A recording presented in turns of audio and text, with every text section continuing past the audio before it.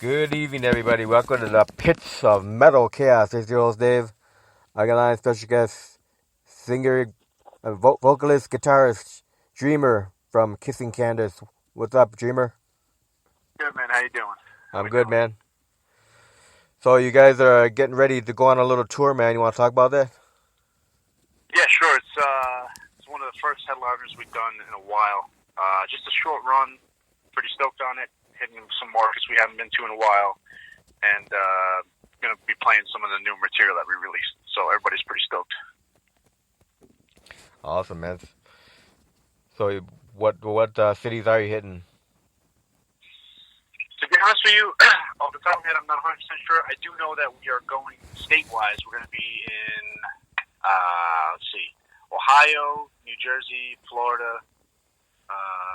Actually, no, I can probably just pull it up right here. Stupid. We're doing Pennsylvania, South Carolina, Florida, Missouri, Kentucky, Michigan, Ohio, and New York. Cool. So when is this new material coming out?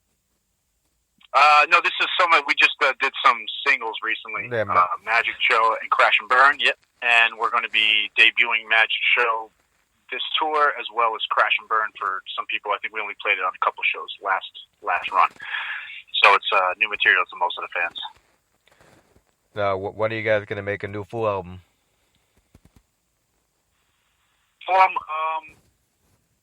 Always writing. I've always got stuff on the back burner. It's just a matter of making it happen. We're currently, like I said, always writing, always trying to put stuff together. But we're currently looking for a new label to call home. So I feel like once that's figured out, we'll probably take it from there. But there's definitely no shortage of material and ideas between the guys, so it's great.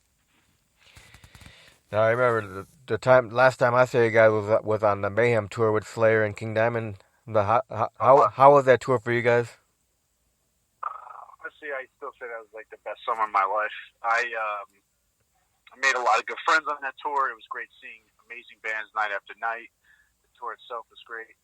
I couldn't complain. Literally, I wish we could do that again, and I wish that tour was still around. To be honest with you. Yeah, it was pretty cool at the rave in Milwaukee, man. Oh, yeah. That's a great venue. Great venue. Now, you guys started what 2012? Yeah, technically 2012, 2013, I guess became like an actual band. Yeah,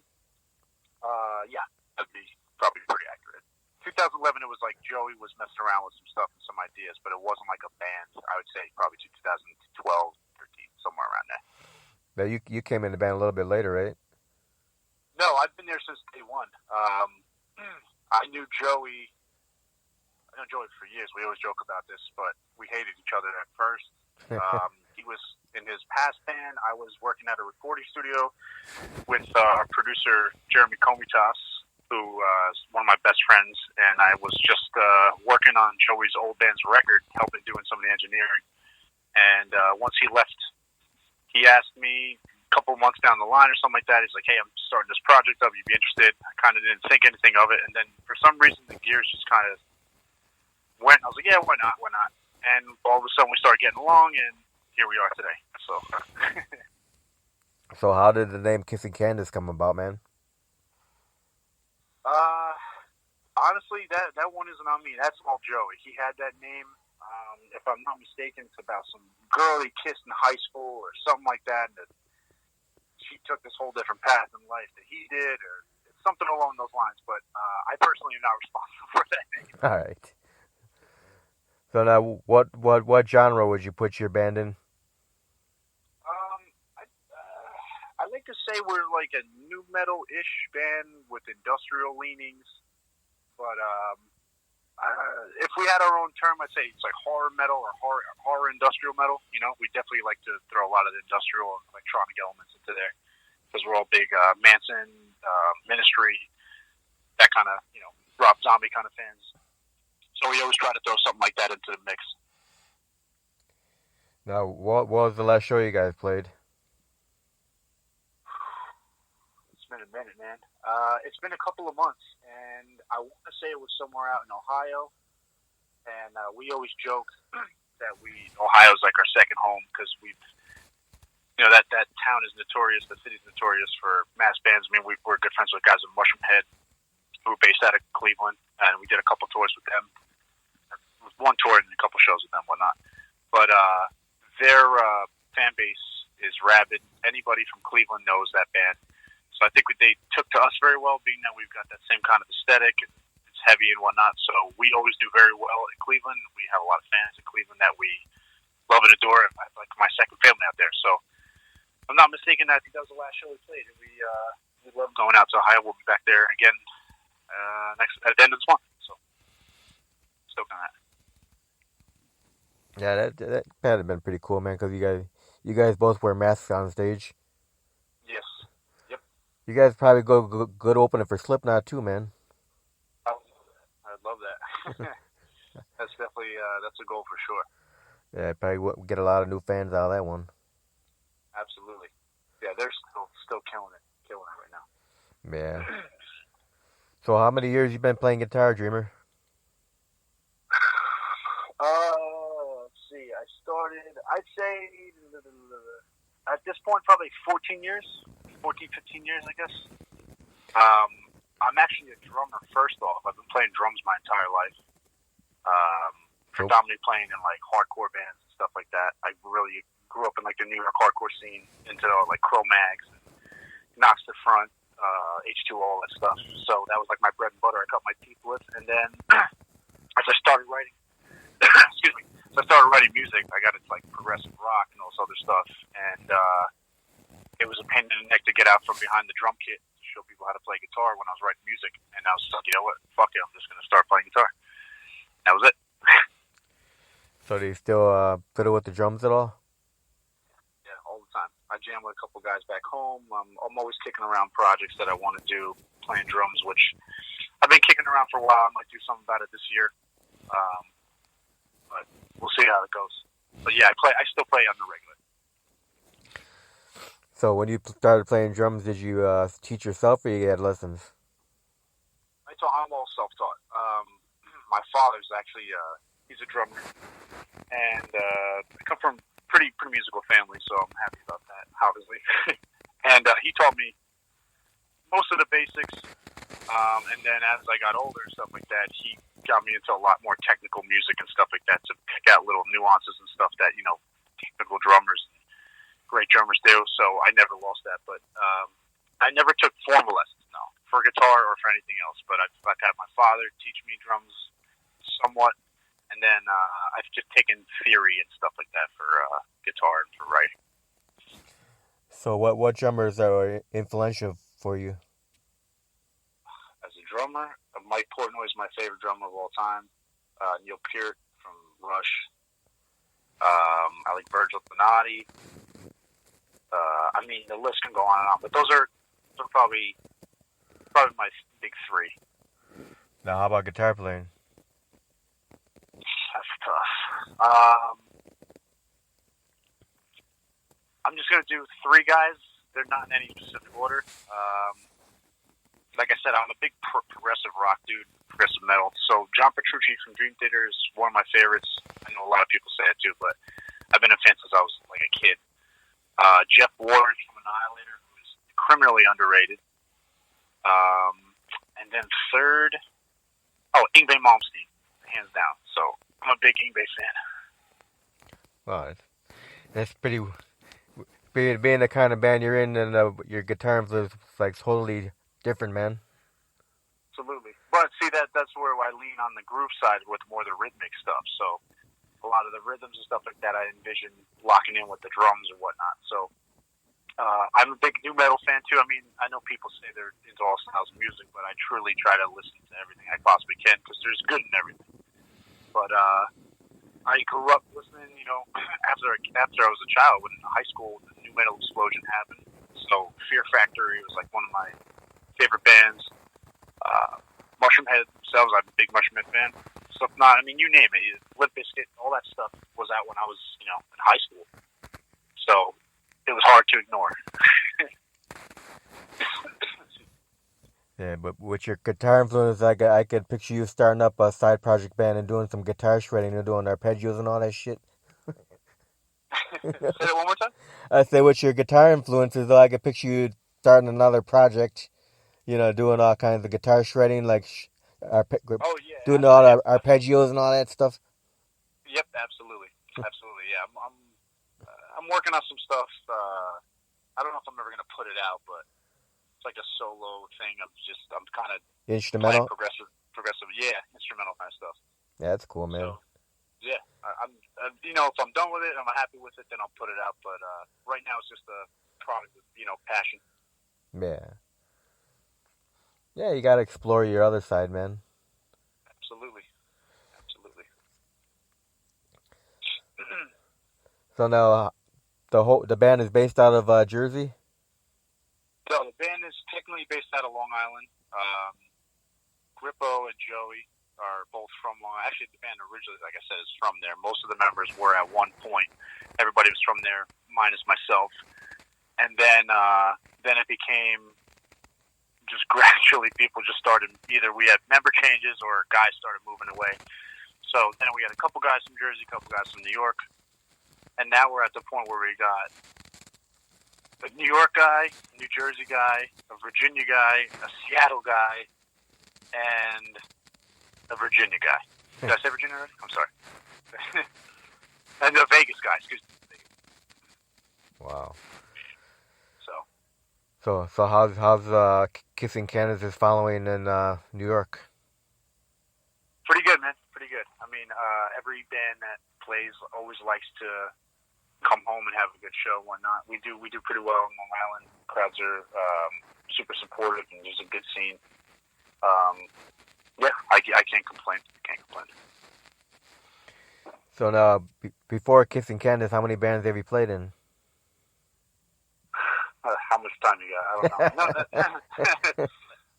A lot. None of them ever reached any success to the point where I was doing it, like full time or even like semi full time. But since I can remember, I've been playing music since I was like maybe just literally a child. But playing in bands, I'd say maybe since I was like 11 or 12 years old with kids that were older than me and stuff like that. Yeah, I literally would be lying to you if I could tell you the numbers. But again, not all of them were successful. Some would last for a couple months, some a couple weeks. Some of them did some touring, some nothing, but nothing reached critical now, like national level or anything like that. So for Kissing Candice, what are some of your favorite venues that you've played at? Like you said before, the rave was awesome. Actually, that entire tour for Mayhem was pretty great. Those are all big venues that everybody dreams of playing. But as far as like the club circuit goes, I love Gramercy Theater in New York. That place is amazing. Where else? There's a play. I don't even know the name of it. 1702 or 1701 in LA is really nice. I think those are probably my two top venues. And then there's another one in Denver, but I can't remember the name right now. But those are probably my top three, at least the areas. You know what I'm saying? Yeah. So the Mayhem tours would be your favorite tour then so far? I think overall, because it was a little bit unreal, playing with Slayer and King Diamond and all these legendary bands, and then on the stage that we were with all these amazing up and coming bands that now are just everybody's crushing it. So it was literally incredible. We've had some really good tours in general, but I think that's probably my favorite one just because of the scope of how big it was, it was just, the festivals are always something fun and something, an event to go to that you don't even have to necessarily like music and you can still have a good time. So that vibe every day was always something to look forward to. And all the people that worked on the crew, it was just really well done. And I'm very appreciative that I got to do that. Have you guys ever played out of the country yet? We've done Canada many times. But nothing other than Canada. No, we're currently trying to get overseas, or even Mexico or South America. But bucket list for sure within the next year or so. We want to get over either Europe, Japan, or Australia. So that's high priority for us. Yeah, do you hear from fans like overseas? Yeah, oh yeah, on the regular. I'd say most of them we hear from are usually from UK, and that's like I said, we'd like to get over there. Australia we get a lot as well too, so obviously we're trying to cater to those.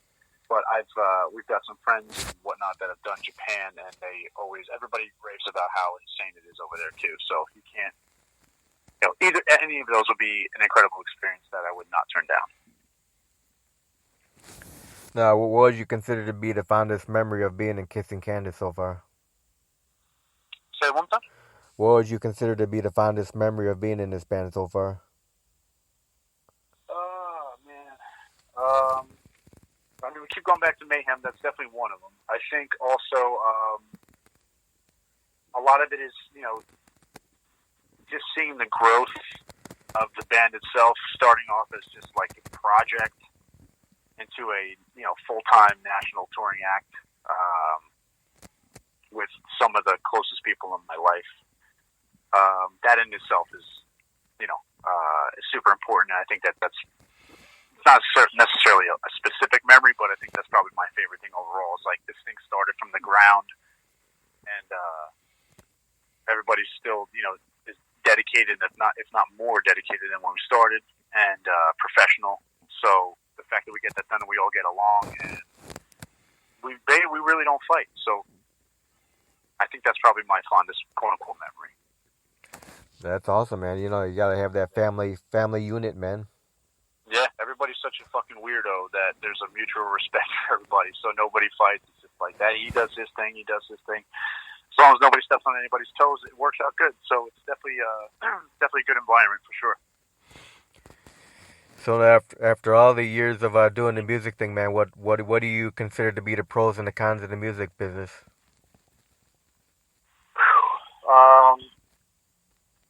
The pros are if you're in it for the right reasons, you'll go far because you're doing it for the right reasons.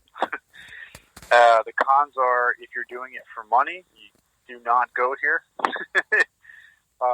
If you're doing it to get fame or whatnot, you'll get to a certain level, and I feel like people will just expose you.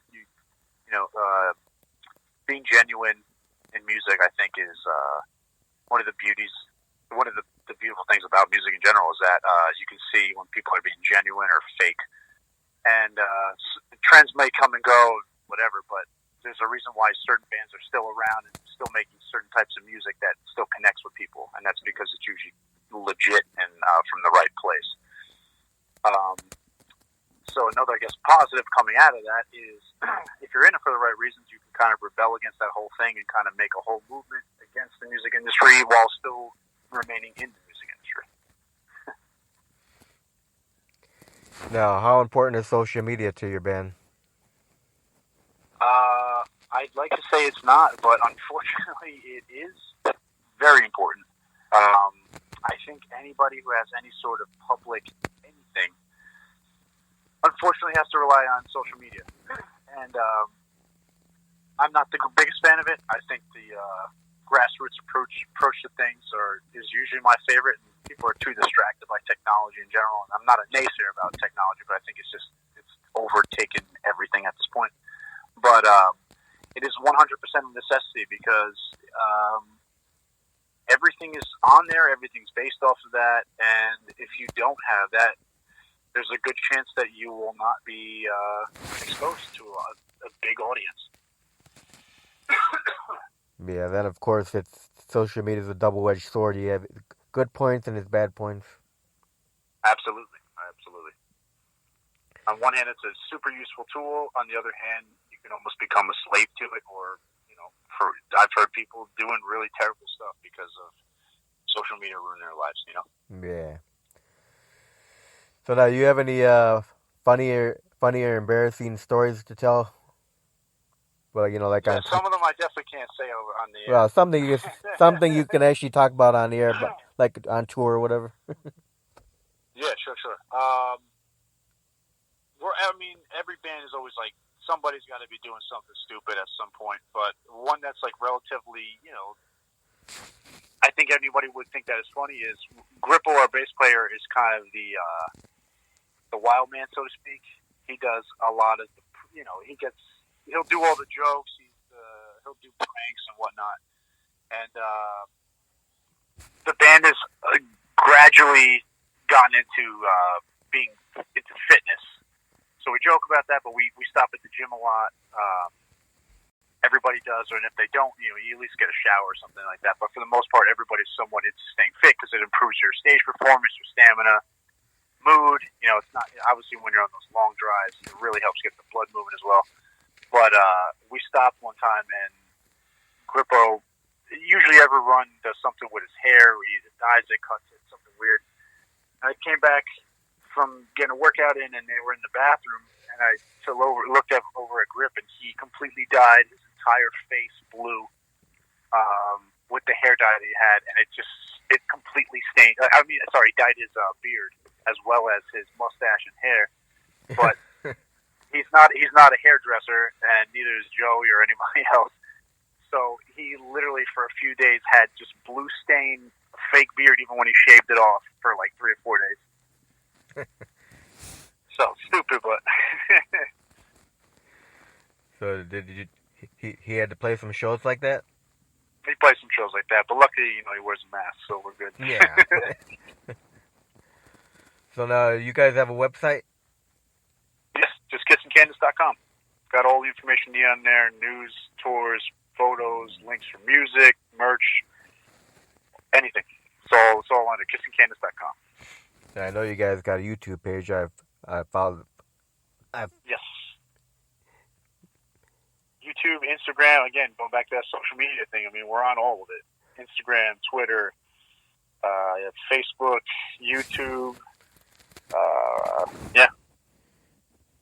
You guys do Instagram? We do. It's at kissing_Candice, and it's the same for Twitter as well, at kissing_Candice.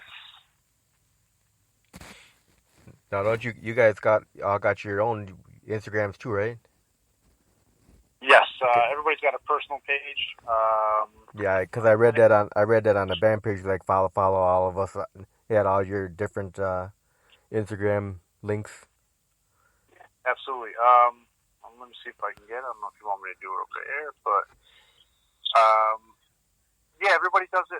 Not necessarily based just about the band. I mean, a lot of, like I said, we got some weirdos in the band, so there's some good stuff on there. So Joey's is Kissing Joey 666. Mine is The Dreamboat 138. Grippo's is Al Grippone, ALGRIPPONE. Pac-Man's is Pac_man_drums. And Sam is Shreddy Sam. So if anybody's interested, there you go.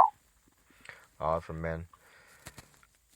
So I'm gonna ask you a few fun questions here, Dreamer. Yes. What's your favorite food to eat, man? My favorite food? Oh my god.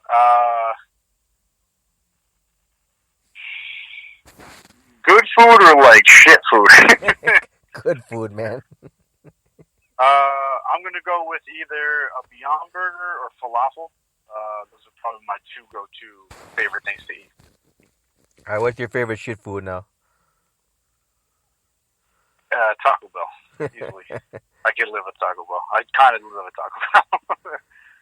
So when you guys are touring, what do you usually eat?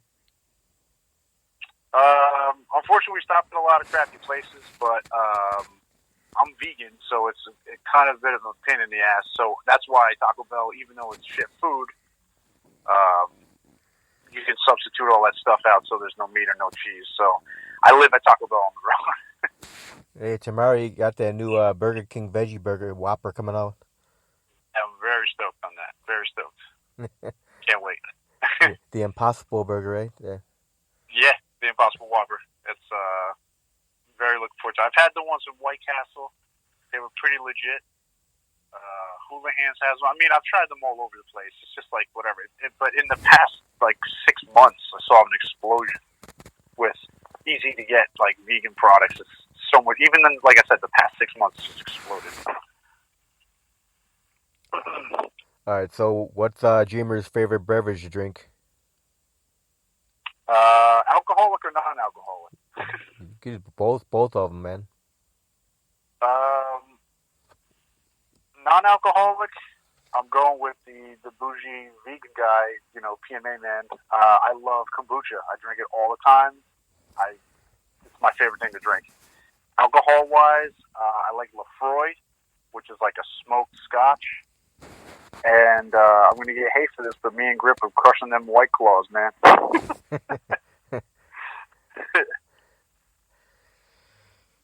So right now, what would you consider to be your top three bands right now? Oh man, let's see. Top three, like current, like that you put out current stuff, or just No, in of general? a whole lifetime, man. Oh my god, my favorite three bands is what you're asking me? Yeah, your three favorite bands of a lifetime. Number one, hands down, is Dream Theater. Um,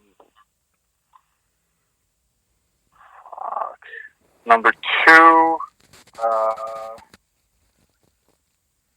might be King's X. I'm a big King's X fan. Number three, Propaganda. And I'm going to throw two extra in there because I just don't feel confident, like, All right. not having any more on there. I love Rush, and man, put me on the spot. I can I can have an entire interview about this stuff. I guess I'd go with the Misfits. Misfits.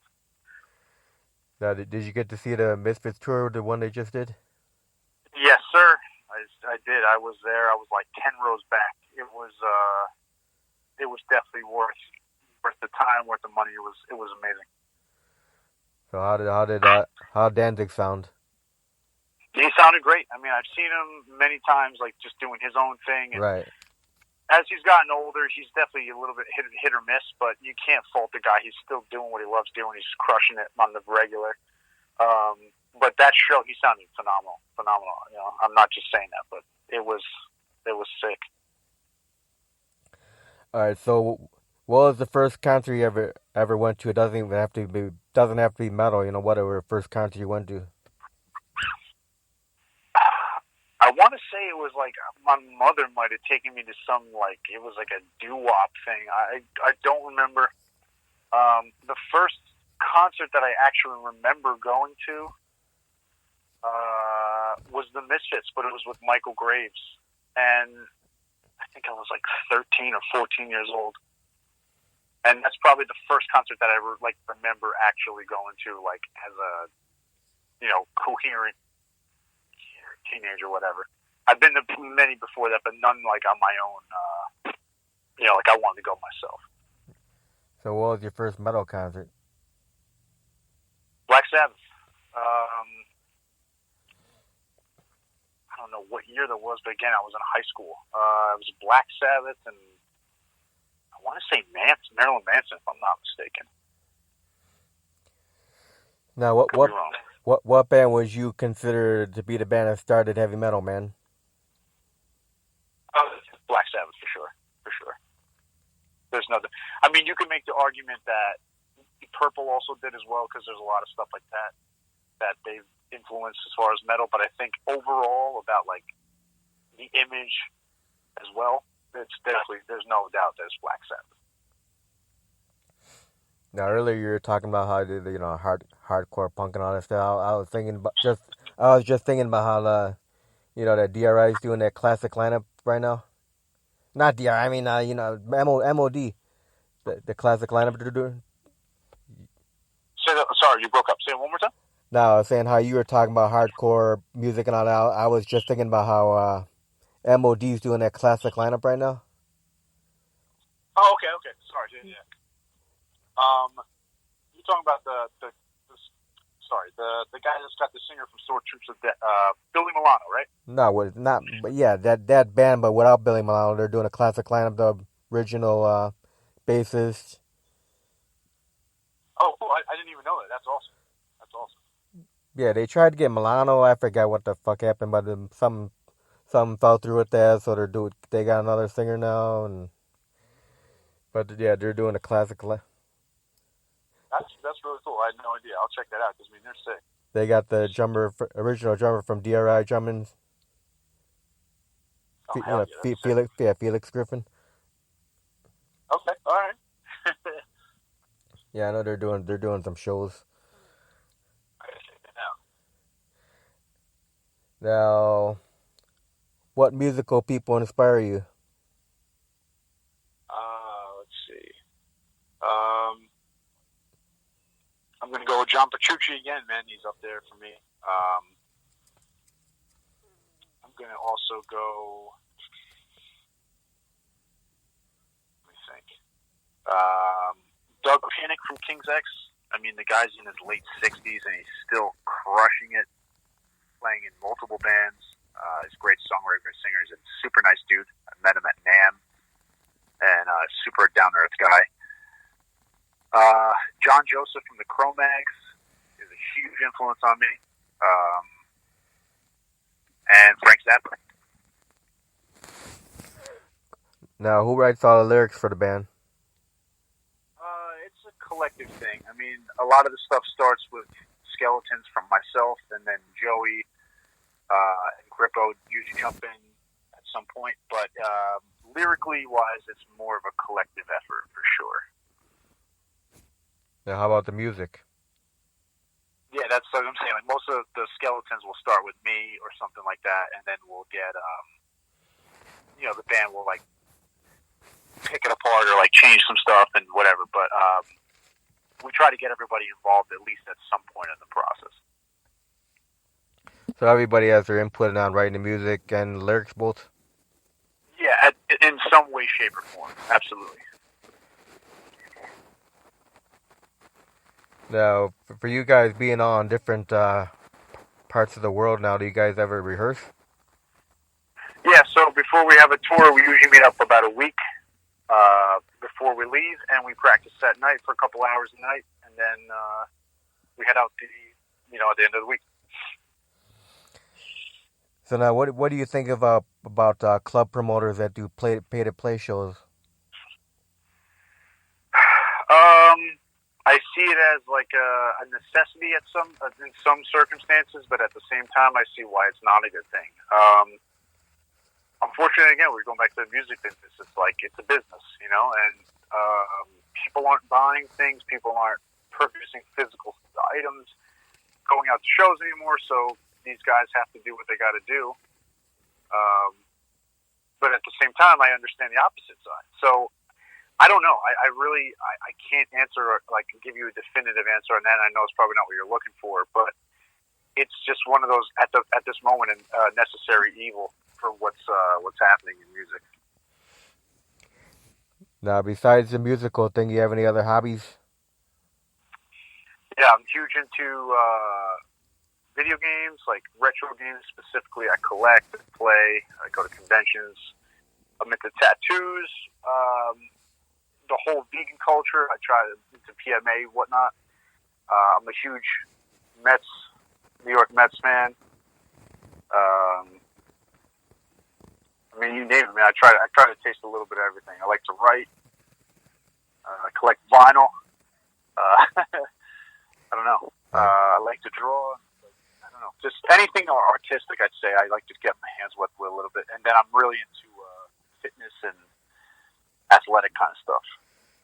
Hey, vinyl's making a comeback, man. Big time, bro. Big time. I don't know what the numbers are, but I know I've read like the numbers year after year just keep jumping. Like not just a little bit, a lot about the sales. So that's definitely a good thing to see. So the next Kissing Candice release, you think you put it out on vinyl? We've gotten a lot of requests for that, and it's something personally I'd like to do, and I know some of the other guys in the band will also agree on that. Yeah, I think that's definitely going to be something that we're going to be looking into for the next record for sure. So now, Dreamer, if you could go backwards in time, back into the future. I mean, backwards in time, not the future. Okay, you know what I'm talking about. But if you go backwards in time, would you do anything differently with your musical career? Yeah, I'd would have made a couple different choices. I mean, I'm not one to regret shit because things happen for a reason. But I think that if I wanted to make some better moves, I probably wouldn't have been so stubborn early on about being set in what I knew I was doing or what I wasn't doing. I would have taken advice a little bit better. Just not sticking with a certain band for way too long, or taking an offer to fill in here and not doing it, that kind of stuff, because I was convinced that what I was doing at the time was more important. It was going to hit. So it just little things like that. But like I said, overall, I don't want to complain, or I don't want to be that person to be like, oh, I regret things, because I don't think things happen for a reason. I'm relatively happy with where things are going and where they are.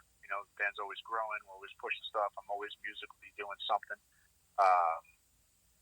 So yeah, I guess, yeah, I wouldn't say I'd really change anything. Like I said, if anything, it'd just be maybe just some slight business decisions, so to speak, but that's about it.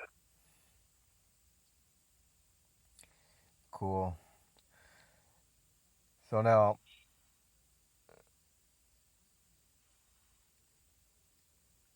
What's up? I lost my train of thought, man. I was gonna say, in the next 5 years, where do you see the band Kissing Candice? Hopefully doing some big headliners with some really big bands touring with us. I'd like to see us grow to the point where we always say this is one of the bucket list things for the band, where we want to be like a Rob Zombie level band, where it's heavily produced visually, and really great stage show, as well as having really great sounding records and costumes and whatnot. We all really take the aesthetic thing pretty serious, and we wanted, given a bigger budget or scope or whatever you want to call it, would love to go absolutely apeshit with some of the ideas we've been trying to bounce around to make the stage show bigger and bigger and bigger. So I'd like to say we'd be doing stadiums, or at least smaller stadiums or something like that, playing with bands like Rob Zombie and Limp Bizkit, like, again, those big new metal bands, but that have a really good stage show. So that's very important for us. Now, if somebody might be listening to this interview right now and want to start up a band, what kind of advice would you give a person that's thinking about starting a band? If you have that calling, you can't ignore it. So whatever advice I give you might steer you in the right direction, but if you want to play music, no one's going to stop you. That's one thing I've recognized. I'm even growing up with friends of mine that are still musicians to this day. If you're a musician, you're a musician. You're going to hear everything from your parents or people in school. Oh, don't do that. You have no career in that. Da da da. It's not true. If you got the talent to try and you care about it, and it's a true passion, you'll make it work. And I guess my advice would be, if you're doing it, just do it for the right reasons. Do it for the right reasons, and also don't expect anything. It should be for personal gratification, and because you love to make art. And I think if those things are met, then people will connect with that, and it's hard for it to not explode. Awesome. Well, The Dreamer, I want to thank you very much for taking time to interview, man. Of course, man. Thank you for having me. I really appreciate it. Oh, no problem. Now I'm going to close out with Magic Show. What's that song about, man? Magic Show is it's about, basically, let's say we'll just give person A or person B, or well, in general, let's just say people. A lot of people tend to put on an act to distract you from what they're really trying to do, whether they're taking advantage of you monetarily, if you're in a relationship, manipulating you, whatever. You can interpret it any way you want. But we're unfortunately in a world where people are very, very fixated on status and how you look and whatnot. And Magic Show is about basically people putting on an act while you're getting distracted and taking advantage of you in some way, shape, or form in the back, and hence the Magic Show, where you're being distracted or, sleight of hand kind of stuff. Awesome. Well, thanks again, Tommy. Stay on the line. You got it.